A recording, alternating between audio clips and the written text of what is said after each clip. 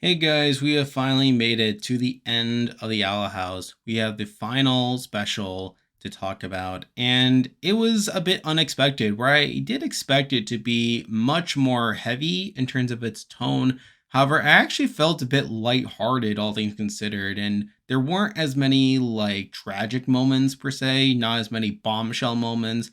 And in general, it just felt like this return to the roots where we see a lot of the focus center around Luz, Ida, and King for a lot of it, sort of like bringing it back to this whole thing about us weirdos needing to sit together. Whereas I feel like a lot of the other players were more in the background, like where we see a lot of the friends just hanging out at the archives trying to fend things off and to eventually free everyone from being puppets, which was a bit like of a downgrade, if I'm being honest. I was hoping we would get more of a resolution.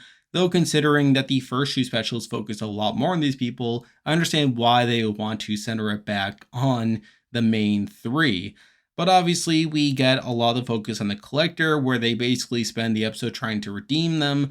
Where despite the Collector admitting that King told them about all their adventures, they just are like, oh, let's just share them again, but this time we'll actually see the places and what have you. So whatever, they go like to the Owl House, they go to all these places and just share their perspectives on the stories that the collector has already been told. And somehow this is effective in convincing the collector that, hey, maybe friendship is magic after all, which is pretty interesting there. Although it is followed up by Bellows finally getting into the heart of the Titan on the Boiling Isles, which obviously creates this crisis. And we see the collector try to like get Bellows to see the error of his ways and in turn just get him to accept friendship, only for Luce to get in the way and for the collector to be like, hey, I thought I was doing it right, and Luce to be like, oh, you were doing it right, but this situation's a bit more complicated.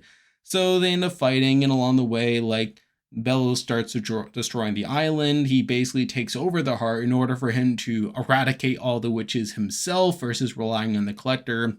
Along the way, we see Luce basically have this heroic sacrifice where she is blasted and sent to sort of purgatory, sort of similar to the world that we saw in Yesterday's Lie.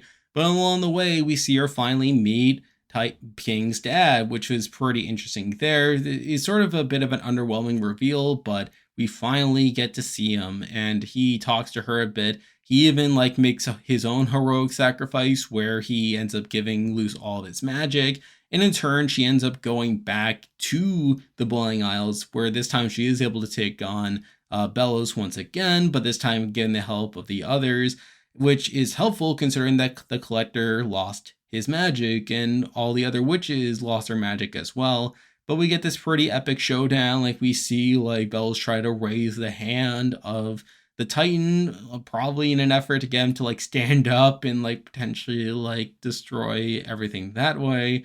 But we eventually get to the collector and all the others being able to defeat Bellows, which is pretty interesting there. And obviously, we see everything get returned back to normal. And I thought that would be the end of it, if I'm being honest. But we actually had the ending going for quite a bit, if I'm being honest, which was a bit shocking there, where we see like this flash forward in the future. Like we hear Luce giving all this narration about how things like weren't quite so quick to return back to normal, where they had to rebuild. And like I'm fine with that. Like we then cut a couple of years into the future where we see Luce now all grown up, getting ready to go to college. And we see Camilla, who is somehow aged like a couple of years, which I found like kind of shocking considering it's only been like what 3 to 4 years, and yet she's already have gray hairs. But whatever. And then we see them go back to the Boiling Isles. It turns out that they actually bought the house that had the portal and they actually like renovated it, which is pretty cool. But then we get to the Boiling Isles where we see everyone grown up, everyone a couple years older.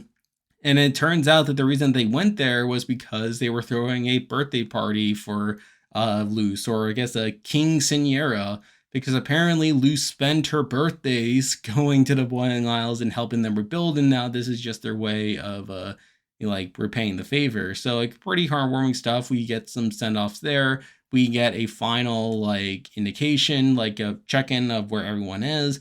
We even see the collector sort of visit by, which, oh yeah, that was something else. So like they did this whole thing where the collector like by the end is like, oh, I can't stay with you, I have to leave now. And then he just leaves to just, I guess, like be by himself and like do some like self growth. But then he comes back. He does like a like visit via comet over the Boiling Isles in this celebration. And then when he's about to leave, they're like, "Oh, right, we got to do this before he leaves." And then they're like, "Goodbye," which was sort of like a fourth wall moment there. So all in all, I actually liked the special quite a bit. It was a very nice finale, and again, pretty unexpected. But I can't complain too much. I feel like compared to other shows that I would compare the Owl House to, I feel like it handled its ending much better. I mean, it's certainly better than Star Versus or even Steven Universe, but I feel like the Owl House largely stuck the landing here. And at the same time, you can tell like there were some parts during really all three of these specials where you could tell that they wanted to make dedicated episodes to certain things, like obviously in the second special we saw like Willow have her whole arc about missing her dads and needing to be the reliable one. I mean, that was clearly supposed to be an episode. Even at the beginning where we see like Luce, Ida, and King all stuck in the same realm. Like we see like them having like these fantasies about like Amity being mad at them. And that was clearly supposed to be a fantasy. But you can also tell like that if they had gotten a full third season, that they probably would have made an episode about that. And in general, like I understand people's disappointment that season three like was so short and that it was shortened by the network. However, I actually didn't mind it too much. I feel like they did about as well as they could have given the circumstances. And I'm just glad that they had a somewhat satisfying ending given everything and considering the track record of other shows, but that's just me. So, all in all, like I said, it was a pretty good finale, and I'm pretty glad that the Owl House got a satisfying ending. But there we go. That will do it for this week's video. If you like this content, be sure to like and subscribe. Really helps out with the channel. And now that the show is over, I'm probably going to do an updated episode ranking where obviously I'm going to include all the episodes that were not in the first episode ranking, so stay tuned for that. And if you haven't already, be sure to join my Discord server, which you can join by clicking the link in the description. There's a lot of stuff coming your way, but for now, that's the video. See ya.